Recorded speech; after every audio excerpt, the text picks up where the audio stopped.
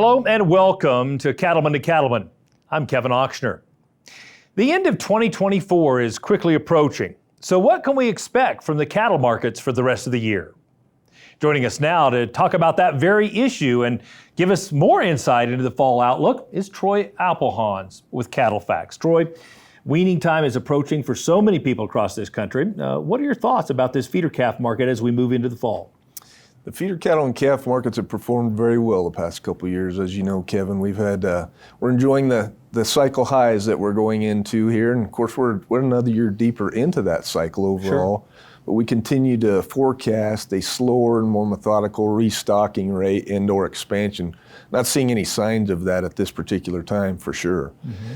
The calf market going into the fall is expected to still remain strong at record high prices, as we know. Mm. But during the month of August, late in August, there was the first time that we've seen the CattleFax U.S. average 550-pound steer price drop below $3. Now it was just barely, but we're still vulnerable during this time frame as we go into the calf run.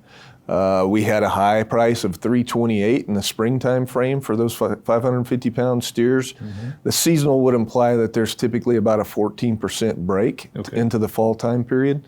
That would imply that the market has pretty decent support in the upper 280s as we go into the fall, and quite frankly, I'm not sure we have to get that deep.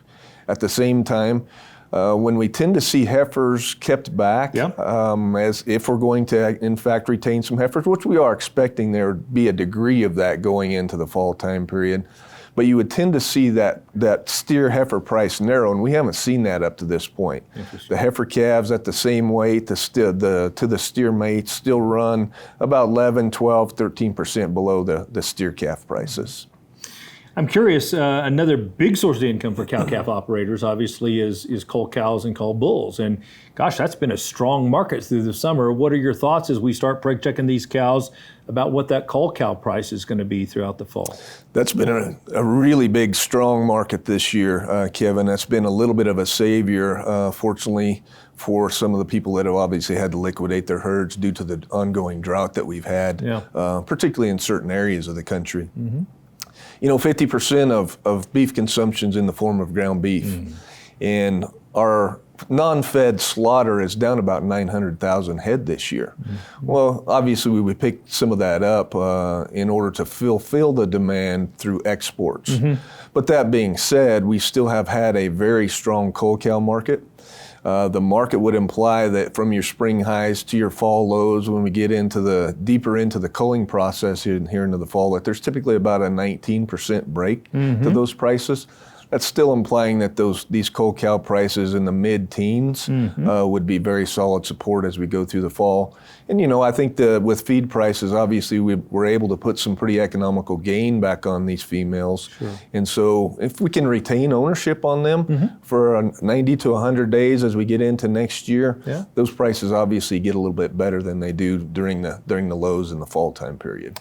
Let's turn our attention to the fed cattle market. Obviously, we saw some record high retail beef prices this summer. We've talked about this fourth quarter supply going down, but it seems like even as numbers shrink, pounds grow. What should we expect about fed cattle as we go into the fourth quarter?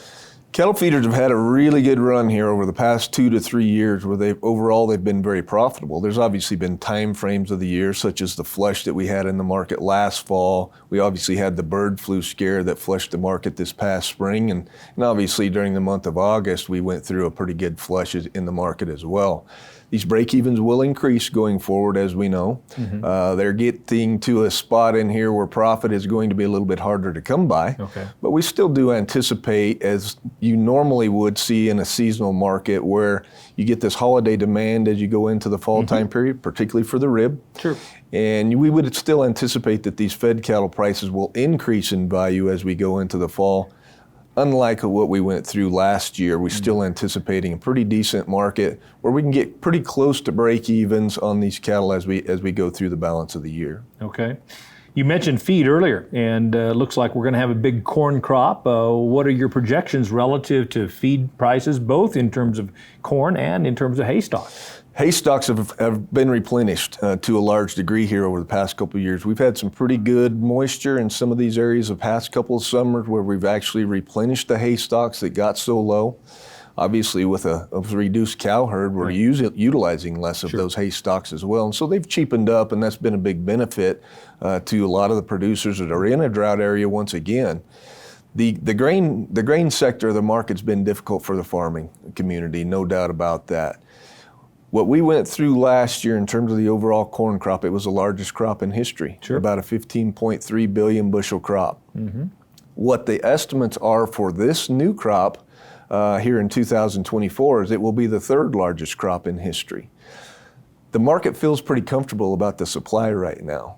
It's not to say that, at times commodity prices can go below the cost of production, and certainly corn prices have been there for an extended period of time, much longer time period than we maybe would have anticipated.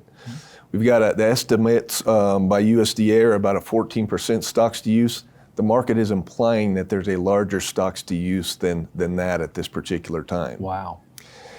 I think for the most part, we would assume that corn prices have more upside potential from these levels than downside. I think it would be very important for producers to kind of get some of these feed prices locked in for an extended period of time, particularly in light of the fact that the weather forecasts don't look all that great here over the next year. Forward. Your insight is always really helpful. Thank you for coming to the show, Troy. Appreciate your time. Thank you. For more than 5 decades, CattleFax has been providing producers with the tools they need to make profitable decisions. If you're looking for top-notch beef industry research, information, and analysis, then visit the website cattlefax.com.